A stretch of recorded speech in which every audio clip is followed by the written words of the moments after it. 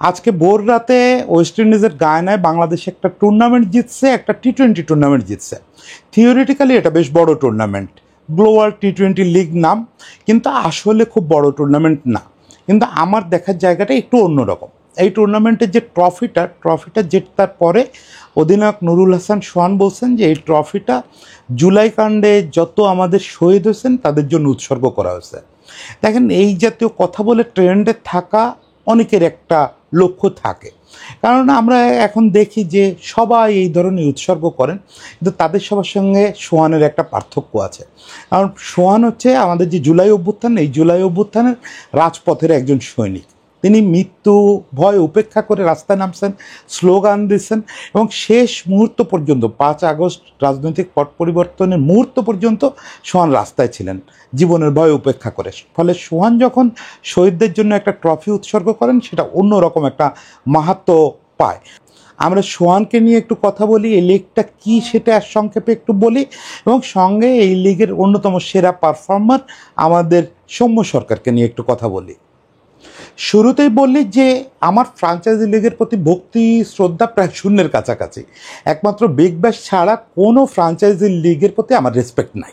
হ্যাঁ, আগেও যেটা বলছি যে আইপিএলকে হয়তো আপনি একটু গ্রেস দিয়ে দেখতে পারেন, যে আইপিএলের অন্যান্য সব বিনোদন, অন্যান্য সব বাজে ব্যাপার স্যাপার বাদ দিলেও আইপিএলে মাঠে কোয়ালিটি ক্রিকেট হয়। ফলে আইপিএল এবং বিগ ব্যাশ এই দুইটাই আসলে ফ্রাঞ্চাইজি লিগ টি-20 হয়, বাকিগুলা স্রেফ তামাশা হয়। এবং সেই লিগগুলার সেরা পারফর্মারদের নিয়ে আয়োজনের ইচ্ছা ছিল এই গ্লোবাল টি-20 লিগ। আপনাদের মনে আছে একসময় চ্যাম্পিয়ন্স লিগ নামে একটা টুর্নামেন্ট আয়োজন করা হয়েছিল, 1 বছর না 2 বছর হয়েছিল। তখন সত্যি সত্যি বিশ্বের সব ফ্রাঞ্চাইজি লিগের সেরা দলটা বা অনেক দেশের সেরা দুটো দল ওই টুর্নামেন্টে অংশ নিয়েছিল। পরে অর্থনৈতিক বাগবাটোয়ারা না মেলায় ওই টুর্নামেন্টটা বন্ধ হয়ে গেছে। কিন্তু গ্লোবাল টি-20 কোনোভাবেই ওটা ধারে কাছে কিছু না। কারণ এক হচ্ছে বিপিএল, বিগ ব্যাশ থেকে ওখানে কাউরে পাঠানো হয় নাই। বাকি লিগগুলোরও চ্যাম্পিয়ন দল প্রায় কোনোটারই যায় নাই। গেছে হচ্ছে চ্যাম্পিয়নকে বলা হয়েছে, সে যায় নাই। সেকেন্ড দলকে বলা হয়েছে, যায় নাই। থার্ড টিম গেছে, এবং তারাও গোজামিল দিয়ে টিম নিয়ে গেছে, মানে তাদের যে মোস্ট শক্তিশালী একাদশ সেটা যাইতে পারে নাই। ফলে এই লিগ নিয়ে খুব বেশি উচ্ছ্বাস প্রকাশের সুযোগ নাই। তারপরও বাংলাদেশ যেটা করলো, মানে বাংলাদেশ বলতেছি, রংপুর রাইডার্স গেছিল বাংলাদেশের বিপিএলের প্রতিনিধি হিসাবে। রংপুর রাইডার্স যেটা করলো সেটার মধ্যে একটা ড্রামা আছে। শুরু করলো 2টো ম্যাচ হেরে, তারপরে আবার টানা 2টো জয়, এবং শেষ ম্যাচটায় জয়টা এমন হতে হতো যেখানে তারা রান রেটে অনেক আগায় থাকবে, সেটা নিশ্চিত করতে পারলে তবেই ফাইনাল খেলবে। এবং সেটা করলো সৌম্যর ব্যাটিংয়ে, সেটা হলো। ফাইনালে গেল, ফাইনালের আগে শুরু হলো মহানাটকীয়তা। কারণ ওদের রংপুর রাইডার্স স্কোয়াডে 3 জন নাকি 4 জন, 3 বা 4 জন, আফিফ, তারপরে সৌম্য, রিশাদ, আরেকটা কে ভুলে গেছি, যদি আরেকটা কেউ থেকে থাকে। তো এরা হচ্ছে আবার ওয়ানডে স্কোয়াডের মেম্বার। ওয়ানডেও আমাদের ওয়েস্ট ইন্ডিজে, ওয়ানডে এক প্রভিন্সে, আর হচ্ছে এই টি-20 লিগটা হচ্ছে গায়ানায়।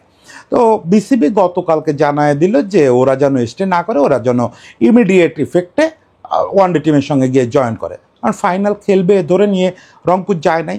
রংপুর এই খেলোয়াড়দের এনওসি নিচেই ফাইনালের আগ পর্যন্ত। বিসিবি ওয়াজ রাইট, বিসিবির সেই অধিকার আছে। কিন্তু এটা নিয়ে ব্যাপক তোলপাড় হলো। রংপুর রাইডার্সের পক্ষ থেকে একটা বেনামি পিআরও ছাড়া হলো, যেখানে বিসিবির দায় দেওয়া হলো। মাঝরাতে কিছু একটা সমাধান হয়েছে, কি সমাধান হয়েছে মাঝরাতেই জানতে পারছি। তারপরে শেষ পর্যন্ত রংপুর পুরো শক্তির দল নিয়েই মাঠে নামছে, এবং রংপুর খুব সুন্দরভাবে চ্যাম্পিয়ন হয়েছে। তো সেখানে কথা হচ্ছে যে সবচেয়ে বেশি আলোচনা আছেন সৌম্য সরকার। কারণ সৌম্য সরকার এই টুর্নামেন্টের 3য় সর্বোচ্চ রান স্কোরার, বেশ ভালো করছেন। ফাইনালেও ভালো ইনিংস খেলছেন, ফাইনালে ওঠার ম্যাচটাতেও ভালো ইনিংস খেলছেন, এবং মানে নট ব্যাড। তবে মনে রাখতে হবে যে তার এই পারফরমেন্স দেখে কেউ যদি আবার তাকে টি-20 দলে ঢোকানোর জন্য স্লোগান শুরু করেন, সেটা একদম ঠিক হবে না। কারণ মাঠ ছোট, তার উপরে কোয়ালিটি বোলিং ছিল না, তার উপরে সময় পুরো রানটা করছেন, রান যতই করেন রানটা করছেন 140+ স্ট্রাইক রেটে। আপনি যদি কঠিন মাঠে, বড় বাউন্ডারির মাঠে করেন মেনে নেওয়া যায়, কিন্তু এই ধরনের টুর্নামেন্টে 140 স্ট্রাইক রেট টি-20 দলের ন্যাশনাল টিমের বিবেচনার জন্য যথেষ্ট না। কিন্তু সৌম্যর এটা এক ধরনের পজিটিভ সাইন, এই কারণে সৌম্য তো আমাদের ওয়ানডের একটা অন্যতম সেরা অস্ত্র। আপনারা জানেন যে সৌম্য এখন পর্যন্ত বাংলাদেশের ইতিহাসে ওয়ানডেতে সবচেয়ে ভালো ওপেনারদের একজন।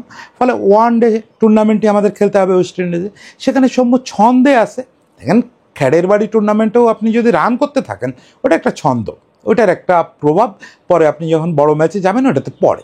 ফলে সেইটা আমাদের জন্য একটা সুখবর যে সৌম্য ছন্দে আছে, সেই ছন্দটা আশা করি সে ইন্টারন্যাশনাল পর্যন্ত টেনে নিয়ে যাবে। কিন্তু মূল আকর্ষণ ছিল এখানে সোহান নিজে কদ্দূর কী করতে পারছে সেটা ব্যাপার না।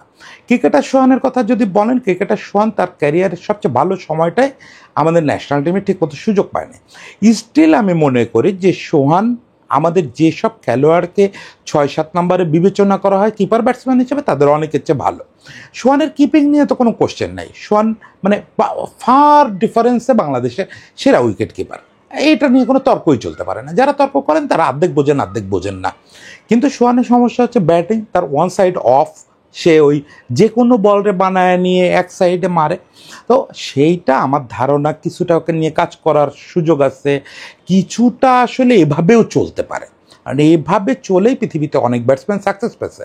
এবং সোহানের আপনি যদি স্টার্টস দেখেন আমি কন্টেন্ট করতে বসার আগে দেখি নাই, কিন্তু আমার যতদূর মনে পড়ে সোহানের স্টার্টস অত খারাপ না। যেসব খেলোয়াড়কে আমরা বিভিন্ন সময় লম্বা সুযোগ দিয়েছি সে তুলনায় সোহানের ব্যাটিং স্টার্টস ভালোই। সোহান ওই ব্যাটিং দিয়েই যদি ওয়ান সাইডেড ব্যাটিং দিয়েই সাকসেস পায়, তাহলে আপনার সোহান টেনে নিতে সমস্যা কী? তো আজকে আসলে ওই সোহানের ওই অপ্রাপ্তির কথাও আমি বলবো না, আজকে বলবো যোদ্ধা সোহানের কথা। সোহান যখন জুলাই মুভমেন্ট শুরু হলো, জুলাইয়ের 20 তারিখের দিক থেকে সোহান অ্যাকচুয়ালি ভয়েস রেজ করা শুরু করলো। আপনাদের মনে রাখতে হবে সোহান তখন খুব অসুস্থ, একটা ইনজুরি সাফার করতে পারছে, এবং ওই সময় তার অপারেশনটা শেষ হচ্ছে, সে হসপিটালে পোস্ট অপারেটিভে সময় কাটাচ্ছে। ওই পোস্ট অপারেটিভে বসে একের পর এক জ্বালাময়ী স্ট্যাটাস দিচ্ছে। ওই সময় আমাদের অনেক ক্রিকেটারই স্ট্যাটাস দিচ্ছেন, বেশিরভাগই ছিল গা বাঁচানো স্ট্যাটাস, মানে তারা শিক্ষার্থীর রক্ত দেখতে চান না, এটা সমাধান চান। তো এই জাতীয় স্ট্যাটাস দিতে খুব সাহস লাগে না। কিন্তু সোহানের এই স্ট্যাটাস ছিল খুব সরাসরি, সোহান একদম মানে রেভলিউশনের পক্ষে স্ট্যাটাস দিচ্ছিলেন। ফলে সোহানকে নিয়ে শঙ্কিতও ছিলাম, একই সঙ্গে খুব বিস্মিত ছিলাম। কারণ সোহানকে চিহ্নিত অনেক কাল ধরে, খুলনার ছেলে, আমার এলাকার ছেলে, তাছাড়া খুব ভালো ছেলে, যে কারোর সঙ্গে খুব ভালো মিশতে পারে। সোহানকে আমি ফোন করে, বিশ্বাস করেন আমি তো ভীতু প্রকৃতির মানুষ, খুবই ভীতু প্রকৃতির মানুষ, ঘনিষ্ঠ কারোর বিপদ টের পাইলে আমার বরং মনে হয় যে তার একটু নিষেধ করি। আমি সোহানকে ফোন দিলাম যে দেখো তোমার সারাউন্ডিংস হচ্ছে এই ক্ষমতাসীনদের নিয়ে, ক্ষমতাসীন লোকজনের যারা প্রিয় পাত্র অমুক তমুক, এরাই হচ্ছে তোমার বন্ধুবান্ধব। তুমি ঢাকায় যাদের সঙ্গে মেশো, খুলনায় যাদের সঙ্গে মেশো, তারা সবাই এই ক্ষমতাসীন রাজনীতির সঙ্গে জড়িত। তোমার বন্ধুবান্ধবের না চেনে বাংলাদেশে এমন কেউ নাই। আমি কারো নাম বলতেছি না, আপনারা যারা কন্টেন্ট শুনতেছেন দেখতেছেন জানেন ওর সবচেয়ে ঘনিষ্ঠ মানুষদের মধ্যে একজন এমপি, এবং সেই এমপির সঙ্গে সম্পর্কটা এমন যে তারা ওই এমপি দেশের বাইরে পারিবারিক ট্যুরে গেলে সোহান ও তার ফ্যামিলি নিয়ে সঙ্গী হয়, মানে এতটা ঘনিষ্ঠ সম্পর্ক, পারিবারিক একটা সম্পর্ক, একসঙ্গে বিজনেস করে ওই এমপির ছোটো ভাইয়ের সঙ্গে। ফলে এইটা সোহানের জন্য বিরাট একটা চ্যালেঞ্জিং ব্যাপার ছিল, সে যে কোনো সময় একটা বিপদে পড়ে যেতে পারে। সোহান আমাকে স্রেফ বললো যে দাদা এই বন্ধুত্ব আগে না, দেশ আগে, বন্ধুত্ব আগে না, আমার স্টুডেন্টরা আগে, মানে আমার শিক্ষার্থী বন্ধুরা আগে। সোহান নিজে ইউনিভার্সিটির স্টুডেন্ট, একটা বেসরকারি ইউনিভার্সিটির, এবং সোহান সম্ভবত 1 বা 2 তারিখ হাসপাতাল থেকে ছাড়া পেল। ছাড়া পেয়ে সম্ভবত বাসায় না গিয়ে সোজাসুজি ক্যাম্পাসে চলে গেল, ওই যে উত্তরার কাছে ওর ক্যাম্পাসে গিয়ে বন্ধুদের সঙ্গে মিছিলে গেল। এবং ওই দিনই ওর পাশে ওর এক জুনিয়র মেট, ওর ইউনিভার্সিটির ছোটো ভাই গুলি খাইল।